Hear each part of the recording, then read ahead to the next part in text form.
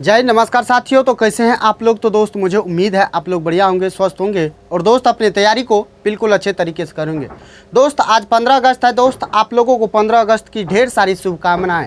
दोस्त अगर आप रेलवे का किसी भी एग्ज़ाम की तैयारी करें तो आप इस वीडियो को अंत तक देखिएगा मेरे भाई, क्योंकि इस वीडियो में शुरू होने वाला है बेसिक से शुरू करेंगे और जीरो से हीरो लेवल तक दोस्त आपको सिखाएंगे मैथ। और आज का जो टॉपिक है हमारा रेशियो एंड प्रोपोर्शन, यानी अनुपात एवं समानुपात के बारे में पढ़ना है और जीरो लेवल से दोस्त आपको बिल्कुल सिखाएंगे। आइए अनुपात और समानुपात को सीखने से पहले दोस्त अनुपात जानिए होता क्या है। तो मेरे भाई अनुपात जो होता है वो किसी भी दो सजातीय राशि के बीच का संबंध, जो तुलनात्मक संबंध जो बनाते हैं बताते हैं, वही हमारा रेशियो कहलाता है। तो कैसे दोस्त, दो सजातीय राशि यानी दो सेम जाति का राशि होना चाहिए। दो सेम जाति का कहने का मतलब दोस्त, अगर आप नंबर ले रहे हैं, जैसे 5 ले रहे हैं तो आपका नंबर अनंत तक होता है, तो नंबर ले रहे हैं तो आप नंबर लीजिए। या आप वेरिएबल लेते हैं तो आप वेरिएबल लीजिए। यानी आपका सेम जाति कहने का मतलब दोस्त, जिस जाति का ये है, यानी ये नंबर है तो नंबर हो जाएगा, ये अल्फ़ाबेट है तो अल्फ़ाबेट। यानी आप ऐसा रेशियो नहीं ले सकते हैं जो 5 रेशियो ए या ए लेंगे। लेने का मतलब यहाँ पे ये है दोस्त, आपका ये सटीक जवाब नहीं होगा जो 5 रेशियो ए होगा। क्यों नहीं होगा? क्योंकि इसके बीच आप रेशियो नहीं ले सकते हैं, इसके बीच आप तुलना नहीं कर सकते हैं जो कौन बड़ा है कौन छोटा है। तो मेरे भाई ये बात समझ में आया, जो किसके किसके बीच आपको तुलना करना होता है, समझ में आ गया ना। यानी अगर आप x ले रहे हैं तो इसके साथ आपको y लेना पड़ेगा, ये रेशियो हो सकता है। ये इसीलिए हो सकता है ये 5 होगा, x का वैल्यू ये 6 होगा, यानी 5 और 6 के बीच हम तुलना कर रहे हैं। लेकिन हम ये कह दे यहाँ x और यहाँ हम 6 ले ले तो हमारा क्या होगा, इसका ये रेशियो होगा, तो ये रेशियो नहीं होगा मेरे भाई। तो ये बात आप क्लियर हुआ ना, समझ में आ गया। तो रेशियो कैसे होता है, आइए अब आगे बताते हैं दोस्त, आपको समझाते हैं। देखिएगा, मान लीजिए रेशियो दोस्त, एक बात और आपको जानने की ज़रूरत है इसमें। रेशियो जो होता है मेरे भाई, वो रेशियो का जो साइन होता है क्या होता है, तो इस प्रकार से 2 डॉट होता है। और रेशियो को दोस्त आप भिन्न भी कह सकते हैं, रेशियो को आप भिन्न भी कह सकते हैं। और रेशियो का मतलब ये भी कह सकते हैं दोस्त, ये भाग है। ये क्या है, तो रेशियो का मतलब आप भाग भी कह सकते हैं। तो समझिएगा कैसे, मान लीजिए 5 रेशियो 4 है, ये रेशियो है, ये तुलना कर रहा है, इस दोनों के बीच ये क्या है, तो तुलनात्मक है। यानी आप इसको भिन्न के रूप में भी लिख सकते हैं 5/4। आई बटे का मतलब क्या होता है, तो बटे का मतलब होता है मेरे दोस्त भाग, ये बटे का मतलब होता है भाग।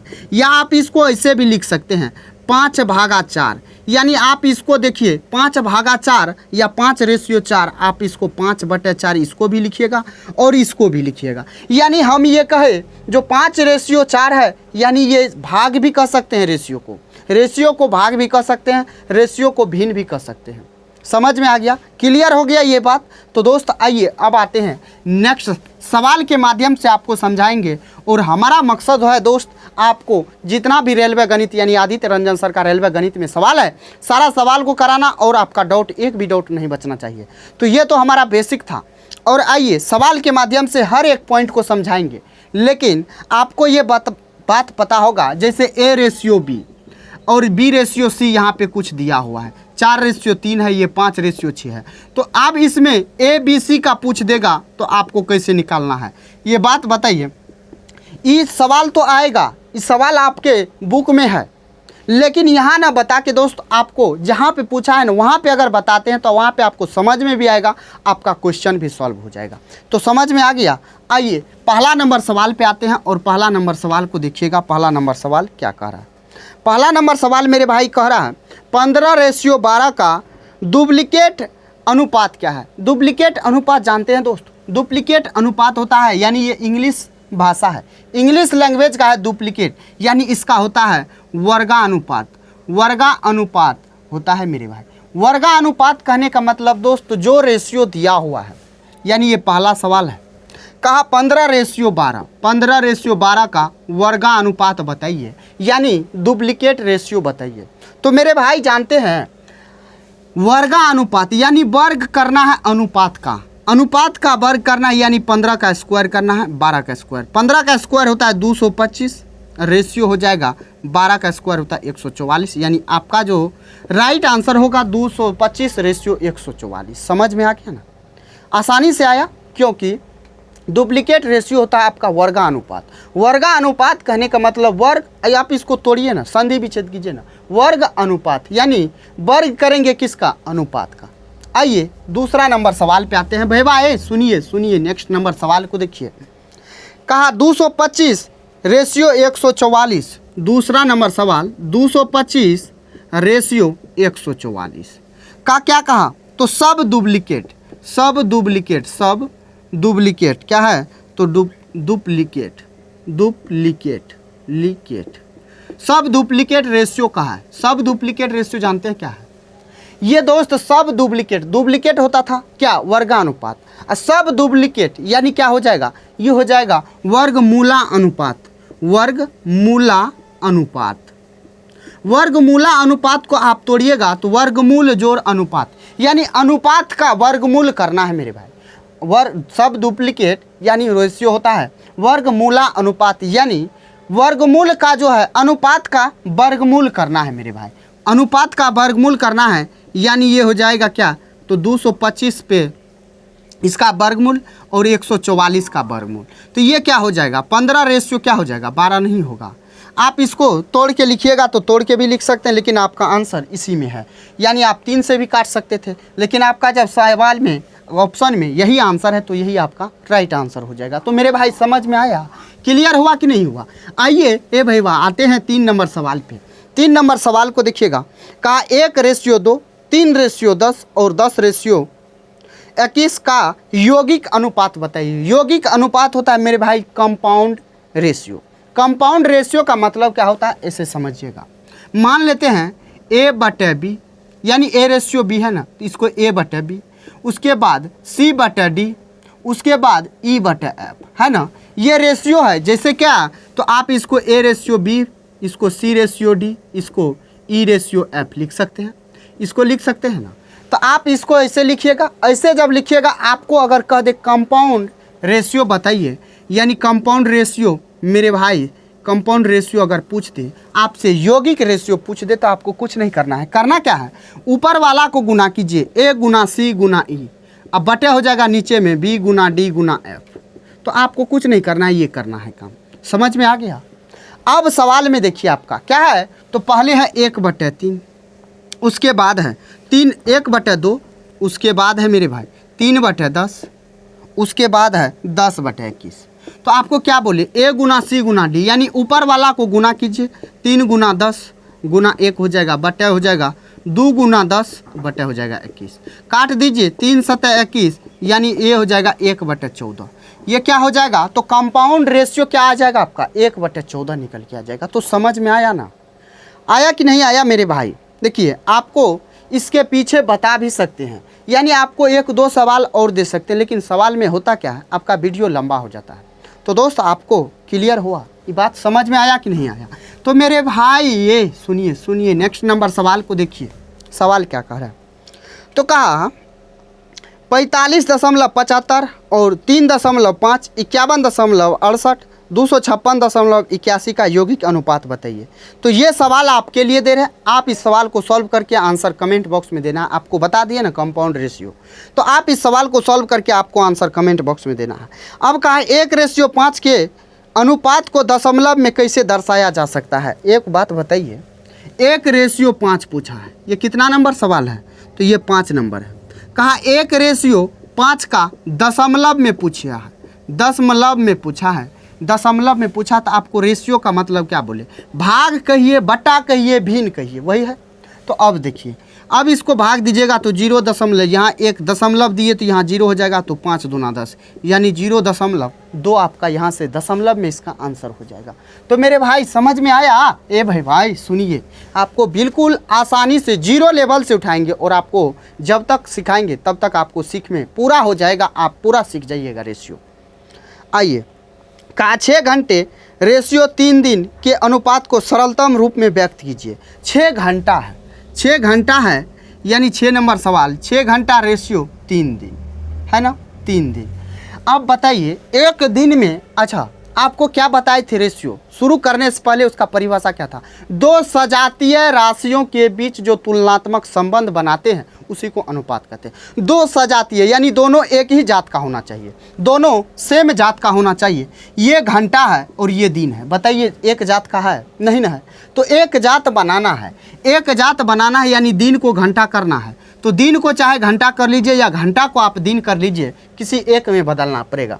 तो दिन को आसान होगा यहाँ पे क्या करना, तो दिन को घंटा बनाने के लिए एक दिन में 24 घंटा, तो 3 दिन में कितना, 24 या 72 घंटा होगा ना। तो अब ये एक जात में आ गया, एक जात में जब आ गया तो इसका मतलब आपका क्या होगा, यहाँ से रेशियो हो सकता है। घंटा घंटा कटेगा, 6 से काटिएगा तो 6 से कटेगा 12 बार में 6 का 6, यानी एक रेशियो आपका 12 हो जाएगा। समझ में आया? क्लियर हुआ कि नहीं आया? तो मेरे भाई समझ में आ गया होगा आपको आसानी से। आइए आते हैं नेक्स्ट नंबर पे। कहा x/y बराबर है 3/4, तो 7x - 4y ratio 3x + 2y का रेशियो पूछा है। तो देखिएगा x/y क्या है, तो x/y है 3/4। सवाल में आपसे पूछा क्या है, तो 7x - 4y का रेशियो पूछा है किसके साथ, तो मेरे भाई 3x + 2y के साथ, 2y के साथ। अब बताइए ये रेशियो का मतलब क्या होता है, बट्टे, यानी x/y बराबर 3/4, यानी x का वैल्यू 3, y का वैल्यू 4। तो यहाँ पे आप 3 रखिए तो 7 × 21 माइनस हो जाएगा 4y, 4 × 4 = 16, ये हो गया ना। उसके बाद 3 के जगह x के जगह 3 रखिएगा तो 3 × 3 = 9, प्लस यहाँ रखिएगा क्या 4, तो 4 दूना हो जाएगा 8, यानी ये हो जाएगा, घटाइएगा तो ये 5 रेशियो 9 8 कितना होता है, तो 17 होता है। 9 8 17 होता है। तो यहाँ पे आपका ये क्या है, एक नहीं है, तो 5/17 आपका क्या हो जाएगा मेरे भाई, तो राइट आंसर हो जाएगा 5/17 आपका ऑप्शन डी में है। समझ में आया? क्लियर हुआ? आइए आते हैं नेक्स्ट नंबर सवाल पे, और नेक्स्ट नंबर सवाल को देखिएगा। नेक्स्ट नंबर सवाल कहा a/b बराबर है, a/b बराबर है मेरे भाई √7 - √3 के। सवाल बहुत ही लाजवाब शानदार है, इस सवाल को समझिएगा। तो सवाल में आपसे पूछा है 3a + 2b का रेशियो पूछा है किसके साथ, तो मेरे भाई 3a - 2b के साथ, यही ना पूछा है। तो अब यहाँ पे आप सॉल्व करना शुरू कर दीजिए। तो देखिएगा मेरे भाई a/b यानी ये हो जाएगा, सीधा आप ये ना लिख के आप यहाँ पे ये कह सकते हैं a का वैल्यू √7, b का वैल्यू कितना √3। तो a के जगह रखिए, आप इस बट्टे के बदले में क्या लिख सकते हैं, तो मेरे भाई आप बट्टे लिख सकते हैं। तो 3a है यानी a की जगह क्या हो जाएगा, तो √7 हो जाएगा, यानी 3 × √7, प्लस है तो प्लस दीजिए 2 और √b के जगह क्या हो जाएगा √3। अब बट्टा दीजिए इसके बदले, तो इसके बदले दीजिएगा तो मेरे भाई क्या हो जाएगा 3a माइनस, यानी 3a की जगह क्या हो जाएगा √7, यानी √3 माइनस है तो -2 और √3। अब यहाँ तो आ गए। अब यहाँ पे जब आ गए तो मेरे भाई डिनोमिनेटर का होता है रेशनलाइज करना। रेशनलाइज करने का मतलब दोस्त हर का परिमयकरण आपको करना होता है। हर का परिमयकरण कैसे करते हैं, अगर सेम संख्या है नीचे में ऊपर में सिर्फ साइन चेंज है तो मेरे भाई आपको कुछ नहीं करना है। नीचे में जो है अगर सेम हो या ना हो, अगर आपका नीचे में साइन जो है तो आपको ऊपर में साइन बदल के गुना कर देना है, यानी सेम संख्या से सिर्फ साइन चेंज होना चाहिए। यानी 3√7 यहाँ माइनस है तो प्लस से गुना करना है, ऊपर नीचे, ऊपर भी करना है नीचे भी करना है। तो ये हो जाएगा 3√7 प्लस हो जाएगा 2√3। अब यहाँ से आप गुना करके लगाइए, या आप चाहे तो इसका कुछ गुना कीजिए, या आपको ये देख रहा होगा ए ये बी, ये बी, यानी आप ये कह सकते हैं a + b, यानी a + b यानी इसका क्या हो जाएगा a + b, यानी a + b, यानी a + b का क्या है होल स्क्वायर है। a + b का क्या है तो होल स्क्वायर है, यानी √7 2√3 का होल स्क्वायर है ना। उसके बाद यहाँ देखिए ये क्या है, तो a ये b, यानी a + b और a - b, यहाँ a - b into a plus b, इसको आप क्या लिख सकते हैं, a square minus b square नहीं लिख सकते हैं, a square minus b square लिख सकते हैं ना। तो ए स्क्वायर यानी कि मेरे भाई 3 का स्क्वायर 9 और 7 का स्क्वायर जब कीजिएगा तो ये 7 हो जाएगा, यानी 9 7 63 माइनस हो जाएगा, यहाँ माइनस है तो माइनस, बी का स्क्वायर 2 का स्क्वायर 4 3 का स्क्वायर 3 यानी 12 हो गया ना। अब देखिए ये आप इसका क्या कीजिए, तोड़ लीजिए, तो आप यहाँ से तोड़िएगा तो ए स्क्वायर के यानी कि 63 प्लस बी स्क्वायर यानी ये हो जाएगा 12 प्लस 2ab यानी ये हो जाएगा कितना, देखिए 3 दूना 6 2ab, ऐसे समझिए 2ab यानी 2 तो हो जाएगा, ए के जगह हो जाएगा √37 और गुना करना है 2√3 यानी ये हो जाएगा 3 दूना 6 6 दूना हो जाएगा 12 7 या 21 यानी 12 रूट हो जाएगा 21 बटे हो जाएगा कितना, तो घटाइएगा तो मेरे भाई हो जाएगा 51 होगा, ए भैया होगा कि नहीं होगा। अब यहाँ पे आप क्या कीजिए तो जोड़ दीजिए, यहाँ पे जब आप जोड़िएगा तो देखिएगा 3 2 5 यानी ये हो जाएगा 75 प्लस हो जाएगा 12√21 अब बटा हो जाएगा 51, 3 से काट दीजिए तो 3 से 25 बार में, 3 से 4 बार में, 3 से 17 बार में, तो मेरे भाई ये हो गया 25 प्लस 2√21 बटा हो जाएगा 17। अब आपको यहाँ पे क्या करना है, आप ऑप्शन को देखिएगा तो ऑप्शन में आपके ऑप्शन में नहीं दिया हुआ इस तरीके से, तो नहीं दिया हुआ है तो करना क्या है। अब आप देखिए ये a प्लस बी है और ये 2ab है, आपको 2ab दिख रहा है, ये नहीं दिख रहा है 2ab दिख रहा है कि नहीं दिख रहा है, यहाँ जब कटेगा तो ये 4 हो जाएगा यानी यहाँ 4 हो जाएगा, तो आपको 2ab दिख रहा है यानी 2 के जगह तो 2 रहेगा, a के जगह आप क्या लीजिए तो 2 लीजिए, b के जगह आपको 21 दिख रहा है, यहाँ आप लीजिए a प्लस बी का वैल्यू होता है ना, तो a प्लस बी का वैल्यू होता है तो a के जगह 2 है प्लस b का यानी ये होता है a square plus b square का वैल्यू होता है ना, तो ये a का स्क्वायर यानी 1 का स्क्वायर यानी 2 का स्क्वायर 4, b का यानी b 21 √21 है तो 21 का स्क्वायर कितना हो जाएगा 21 हो जाएगा। तो यहाँ से मेरे भाई जो आपको आया ये a प्लस बी पे टूट रहा है, और जब ये a प्लस बी पे टूट रहा है इसका मतलब ये क्या है, तो a क्या माने थे, तो a माने थे मेरे भाई 2 अब प्लस हो जाएगा b माने थे 21 √21 का स्क्वायर होगा। आप यहाँ पे देखिए आप इसको √21 अब माइनस 2 का होल स्क्वायर नहीं कर सकते हैं, √21 का स्क्वायर 21 हो जाएगा और 2 का स्क्वायर 4 यानी 21 में से 4 घटाइएगा तो 17 यानी आप यहाँ पे √21 माइनस 2 का होल स्क्वायर, स्क्वायर से स्क्वायर कट जाएगा यानी आपका राइट आंसर ये हो जाएगा, यानी आपके ऑप्शन में जो दिया हुआ है ये ऑप्शन बी में दिया हुआ है, ऑप्शन बी में इसको इधर कर दिया है यानी -2 प्लस √21 ये इस तरीके से किया है। तो मुझे उम्मीद है दोस्त आपको ये सवाल समझ में आ गया होगा, बिल्कुल लेंदी था लेकिन दोस्त आपको समझ में आया ना, तो मुझे उम्मीद है आपको क्लियर हो गया होगा। आइए आते हैं नेक्स्ट नंबर सवाल पे, और नेक्स्ट नंबर सवाल को देखिएगा सवाल क्या कह रहा, तो कहा अनुपात 15:23, 17:25, 7:15, 21:29 में से सबसे छोटा कौन है, कौन कौन है, तो 15 क्या है तो 23 यानी 15/23, 17/25, उसके बाद 7/15, 21/29 है ना। अब देखिए इसमें कहा कौन सा ऐसा रेशियो है जो सबसे छोटा, सबसे छोटा दोस्त ये तो भिन्न हो गया ना आपका, ये जब भिन्न हो गया तो जो भिन्न हमारा सबसे छोटा होगा उसका रेशियो सबसे छोटा होगा, ये बात समझ में आ रहा है ना। जिस भिन्न का सबसे छोटा मान होगा वही रेशियो हमारा सबसे छोटा होगा, क्योंकि रेशियो ही तो भिन्न है, भिन्न ही तो रेशियो है। तो अब देखिए जब भी ये नोमिनेटर होता है ये डिनोमिनेटर होता है, नोमिनेटर जब मेरे भाई डिनोमिनेटर से छोटा होता है, आप देखिएगा तो किसी में ऐसा नहीं है जो नोमिनेटर बड़ा होगा डिनोमिनेटर से, यानी अंश हमेशा छोटा है इसमें, इस सभी में देखिएगा अंश छोटा है।